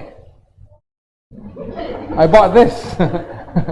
or you can divert the I mean, that's one thing. I mean, there's a lot of things you can do, but that's one thing, is divert the conversation.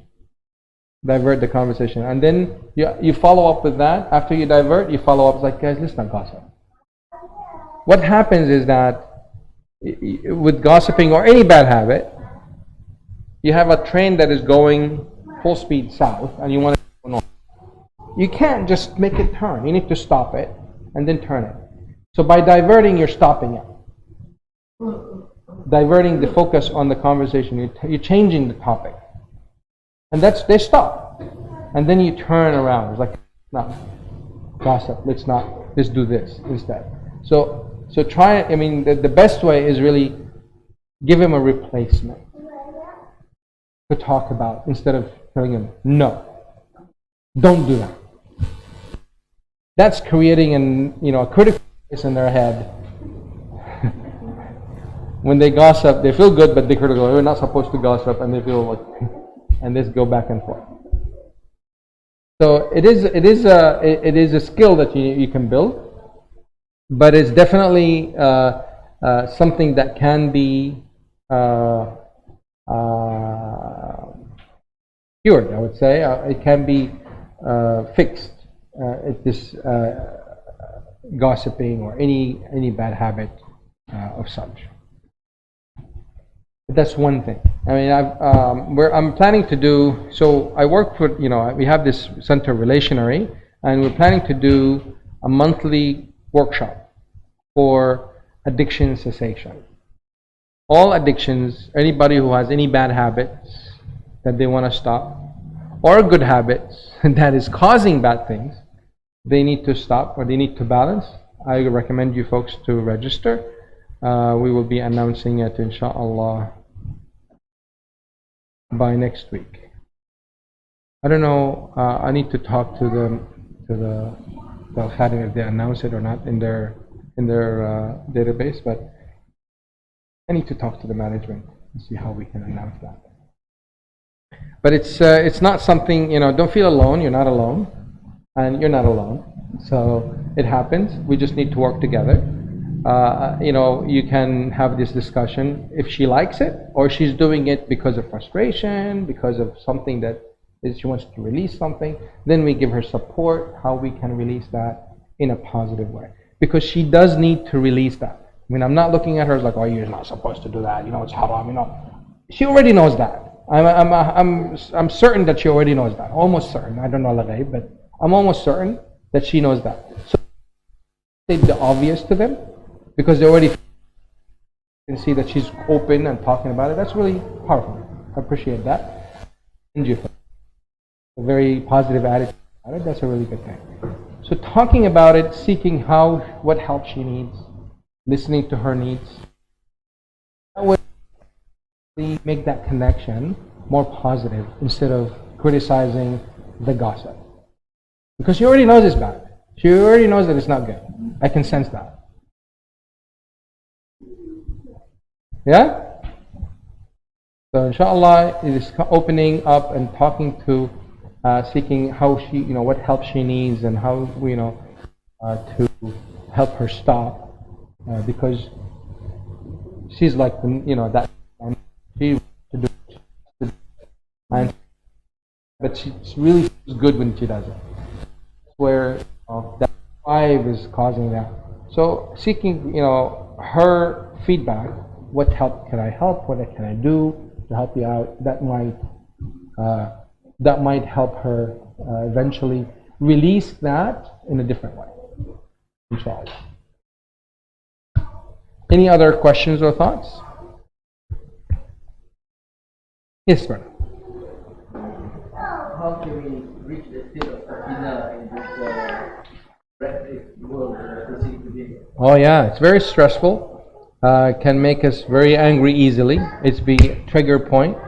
And some people, they say, "Oh, you're so angry, you cannot control your emotions." But actually, I feel like it's a really good sign when people get angry.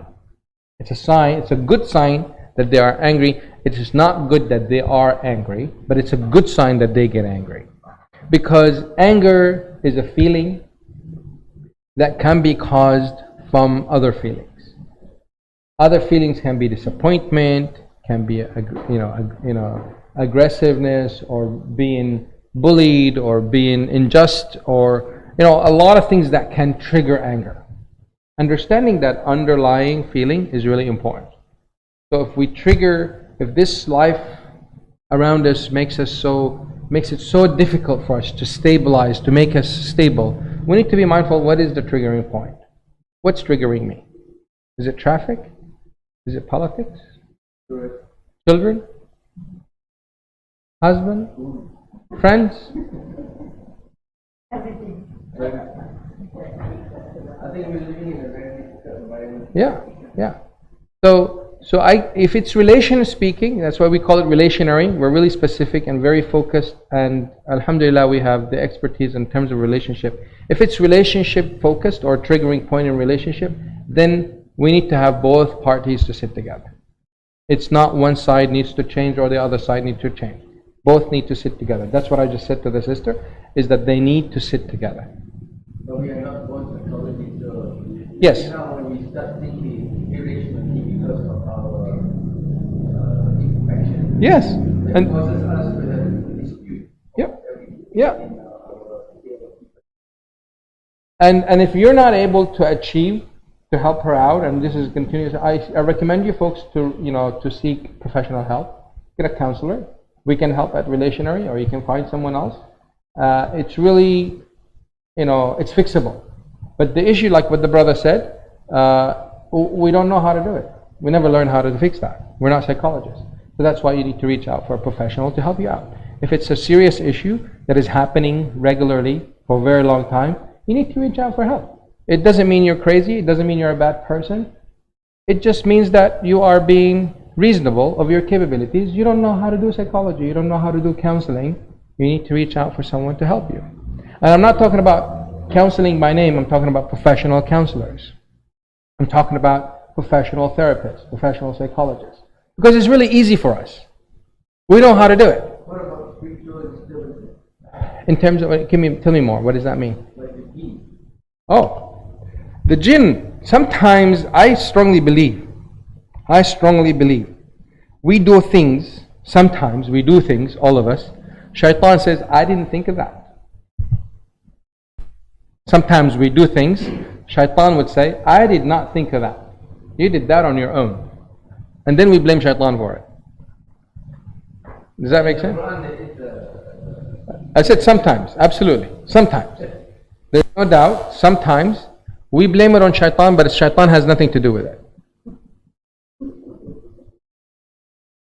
I don't know if you guys heard about this, the common excuse in America for youth for submitting their homework. They say, the dog ate my homework. And the dog is innocent of eating the homework. Same thing, so sometimes we blame things on shaitan, but it's not really shaitan. Shaitan says, hey, you did that on your own. I have nothing to do with it. And we saw this when Quraysh gathered together to kill the Prophet ﷺ in Mecca. Was Shaitan amongst them or not? He was there. You guys know that, right? He was the Dar al-Hikmah, they called it. They were trying to figure out how to kill the Prophet. Why was that a problem? Because according to the Arabs at that time, if you kill someone, they must kill someone from your tribe. So the blood needs to be yeah. So they said, we want to kill him, but we don't want Banu Hashim to come and kill any of us.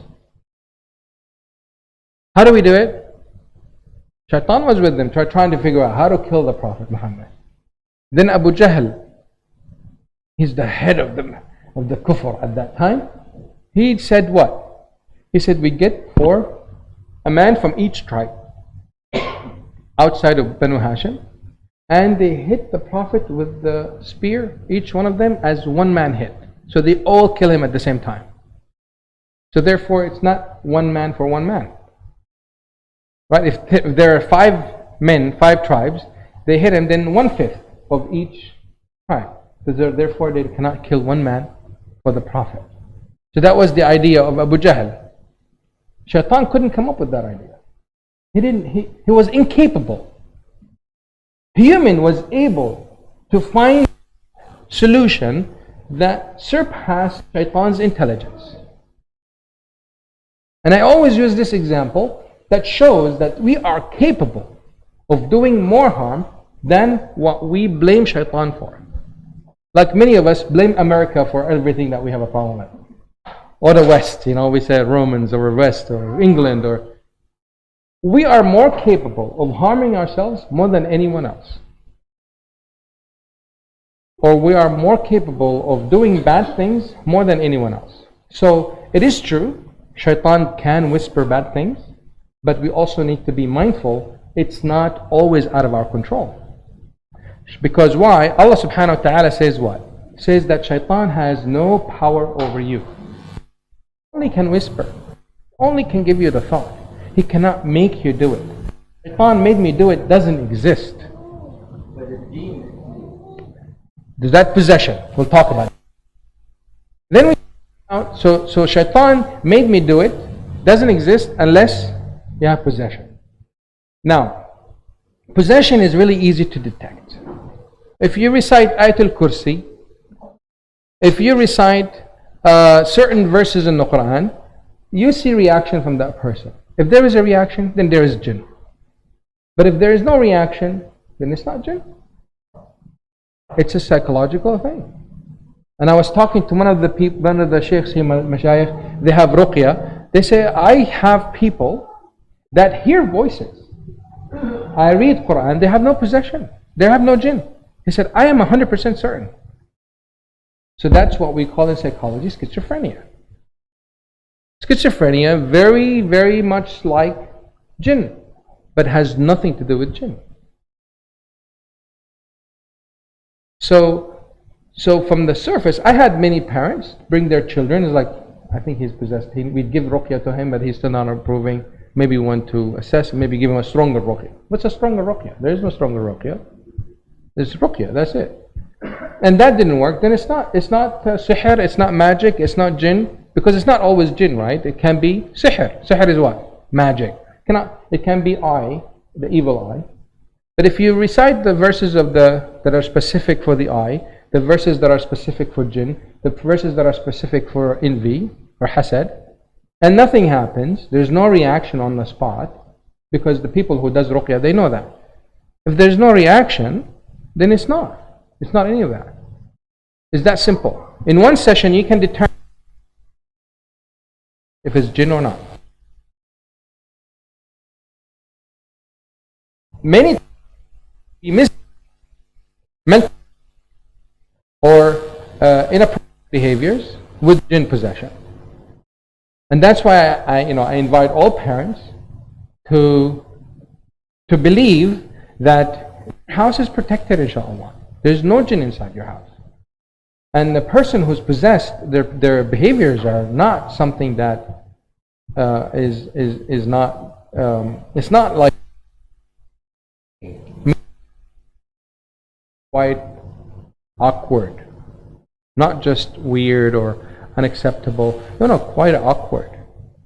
Like I've people who were possessed, they pray the opposite direction of the Qibla.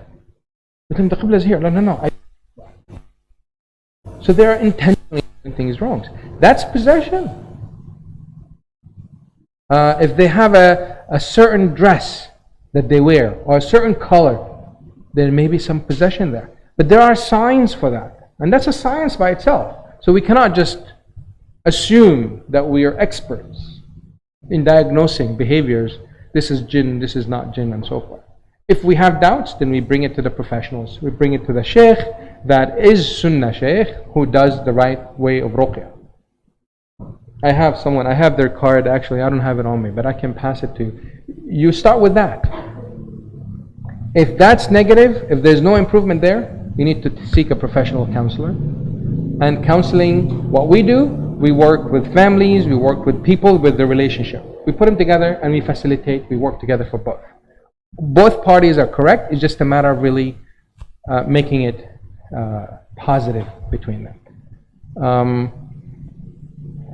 And it's very common for parents to see children that are not in compliance to parents' needs, but they comply to strangers. Right? You see that? So you say to the child, respect, when the father says or the mother says, oh, you don't do that, whatever that is. It's like, what do you mean? I need to do it. I gotta do it. But if they heard it, like, okay, maybe I shouldn't do it. And he'd be like, I've been telling you this for the whole, year. And this person just told you once, you listen to them, you don't listen to me? Are you crazy? You have no respect for me? Yeah. No. There's different reasons for why they behave that way.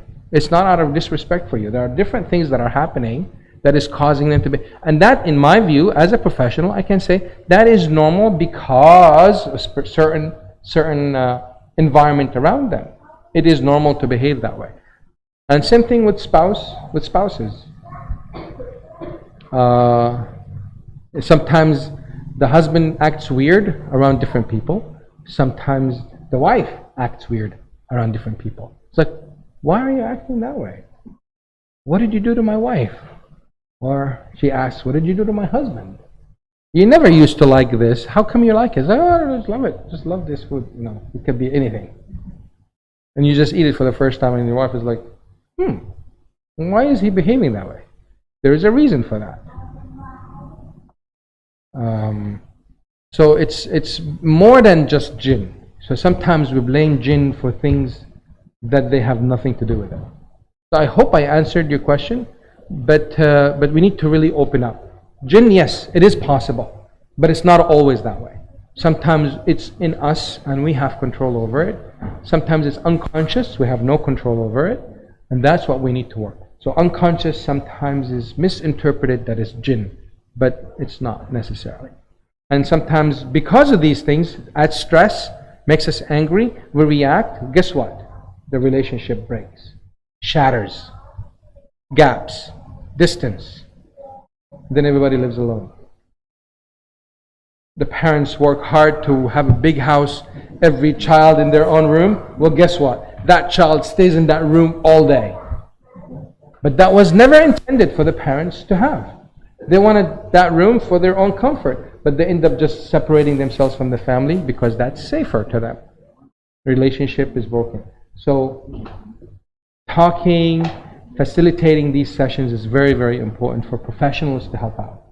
Because it's not one side correct, the other side is incorrect. It's not that way. We work with everybody. Any other thoughts or comments on this? Wa iyyakum. Last question or thought? Going once? Going twice? Millennial problem. I don't call it a problem. I call it an opportunity. But it depends on which side are you on. If you're a parent, you see it a problem. If you're a millennial, you see it an opportunity. But understanding where the millennial is coming from is very important. It is. And unless we try to reach out or make that connection. And if we're not able to, we need to reach out to professionals.